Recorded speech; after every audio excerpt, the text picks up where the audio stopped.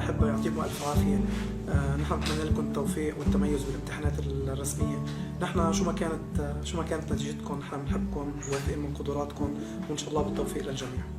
شباب وصبايا، نحن مثل ما كنا نقول لكم من أول السنة، الامتحان ما بيخوف. روحوا على الامتحان بكل ثقة وبكل طمأنينة. بلشوا بالأسئلة اللي بتعرفوها، الأسئلة الصعبة اتركوها شوي، فكروا فيها شوي، انتبهوا كتير للوقت. بالنسبة لموضوع المواد الاختيارية، بدكم تتأكدوا كتير منيح المادة اللي عمالة تختاروها بمركز الامتحانات، لأنه رح تنسألوا عنها باليوم الأول.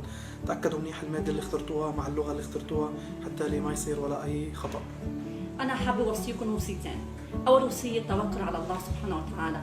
عن أمير المؤمنين عليه السلام: من توكل على الله ذلت عليه الصعاب وتذللت له الأسباب. وطبعا التوكل بده يجي بعد التحضير للامتحان بشكل جيد. والوصية الثانية هي الدعاء. طبعا الدعاء هو حديث الإنسان مع ربه.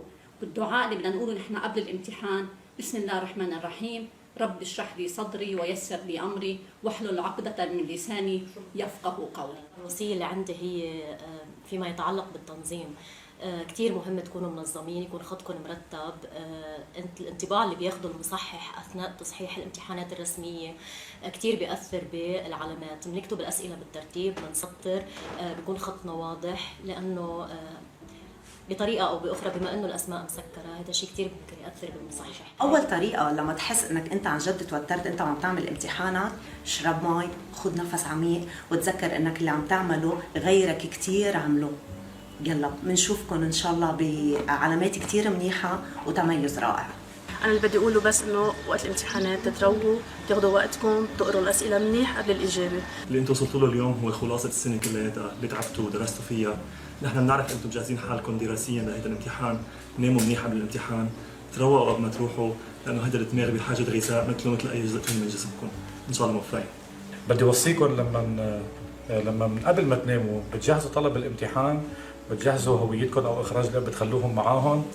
أول ما توصل على الامتحان وتعرفوا غرفتكم، ما تنسوا دايما وقت الامتحان بنشيك كتير منيح اسمنا وخاصة الرقم، لأنه في كتير تلاميذ ممكن تغلط بالأرقام. بنلتفت منيح، بنقرأ الرقم وبننقله بدقتين. يعطيكم العافية وكل التوفيق إن شاء الله. نحن عنا مجموعة من التوصيات مفروض نلتفت لها، عدناها كثير خلال السنة. بتمنى نكون كثير حريصين عليها باللغات بشكل عام، مش بس باللغة العربية، اللي هي أول شيء نقرأ النص كثير منيح، الأسئلة كثير منيح، نلتفت لأجزاء كل سؤال بطريقة تكون عم نحط إشارة، فينا نحط إشارة على مسابقتنا لنلتفت، ما نخسر علامات على أجزاء السؤال.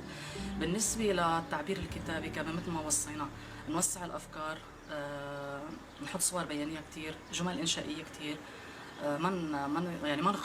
ما نختصر ونلتفت لوقت نحن عم نعمل الامتحان. بالنسبة للحفظ أكيد نحن حكينا كثير أشياء لازم نلتفت لها، اللي هي مؤشرات، أنماط، إعراب، بنركز عروض فينا ناخذ علامات. يعطيكم ألف عافية، إن شاء الله بتلاقوا تعبكم والمجهود اللي أنتم بذلتوه كل هيدي السنة. تروحوا إن شاء الله نهار السبت مرتاحين على الامتحان، بتاخذوا رضا أهلكم وبتتكلوا على الله، وإن شاء الله بتتوفقوا بكل شيء بتعملوه. كانت سنة من التعب والجهد، ما كانت هينة على حدا. هلا وقت الحصاد كونوا قدها، نحن كلنا ثقة فيكم، موفقين جميعا. حياتي عبارة عن محطات، بكل محطة نحن بنختبر شعور وموقف جديد.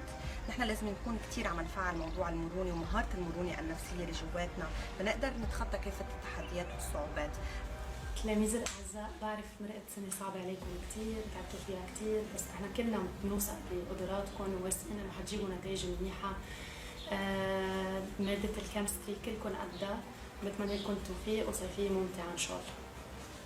بدعي الله سبحانه وتعالى من كل قلبي يوفقكم ويرعاكم برعايته ويحرسكم بعينه التي لا تنام، وإن شاء الله بالتوفيق والتميز بإذن الله تعالى.